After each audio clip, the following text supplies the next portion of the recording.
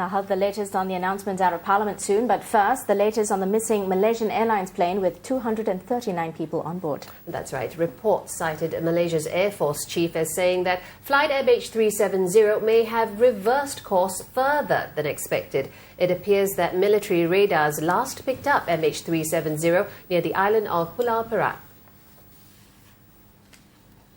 That's at the northern end of the Straits of Malacca, far from where it last made contact with civilian air traffic control. Military radars show that MH370 may have turned west after Kota Baru and flown past the east coast and Kedah. The last signal was detected at 2:40 that fateful morning, more than an hour after the plane disappeared from civilian radar screens. And if the military report is verified, it would mean that the plane was able to stay in the air and managed to fly some 500 kilometres with its transponder and other tracking systems apparently switched off. A fourth day of a massive international search effort has turned up nothing. Today, Malaysian police said they are looking at 4 areas in their investigation into the jet's disappearance. 1 is hijacking, 2 sabotage, 3 psychological problem of the passengers and crew, and 4 personal problem among the passengers and crew. Separately, international law enforcement agency Interpol has identified the 2 passengers using stolen passports to board the plane. It says both are Iranian men and echoed Malaysian authorities in saying they are unlikely to have any links to terrorism. Puria Nur Muhammad Mirdad on the left is just 19. We have been checking his background, and we believe that he is not likely to be a member of any terrorist group. And we believe that he is trying to migrate to Germany. Well, the second man has been identified by Interpol as 29-year-old Dalava Said Mohammad Madreza. Interpol says both men flew from Doha to Malaysia with Iranian passports, but boarded the flight with Austrian and Italian passports that were listed as stolen. Meanwhile, relatives of some of the missing Chinese passengers have arrived in Kuala Lumpur, only to be set upon by members of the media. We're hearing some of them shouted at journalists, and there are reports of frayed tempers in Beijing as well, with family members of passengers pelting Malaysian Airlines staff with water bottles. Well, experts have said that looking for the missing plane is much like hunting for a needle in a haystack. Channel News Asia's Indochina Bureau Chief Anasuya Sanyal got a sense of just how difficult it is.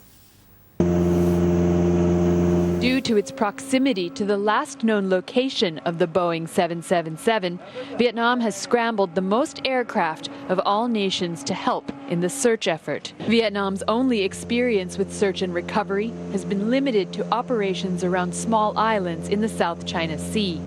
Its Air Force is flying about 10 missions per day from southern Vietnam that take about 4.5 hours each. The country has flown down 2 CASA C-212 avio cars from Hanoi, equipped with sonar sensors and capable of flying very close to the water's surface.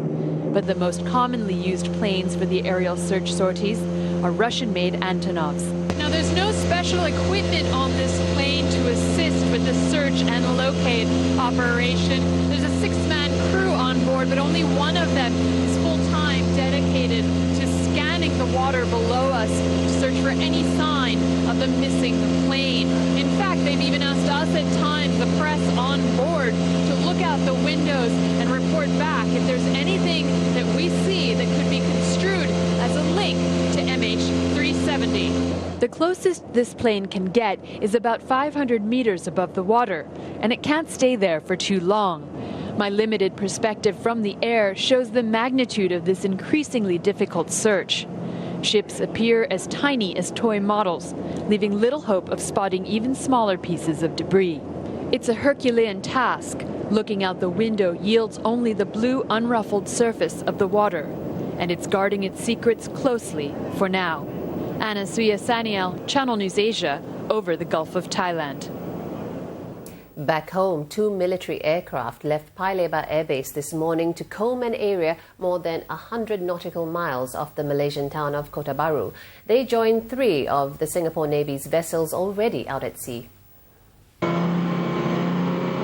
It's 7:30 a.m. as the Singapore Air Force's C-130 plane readies for takeoff. Flight time to the area of the search is about an hour and a half.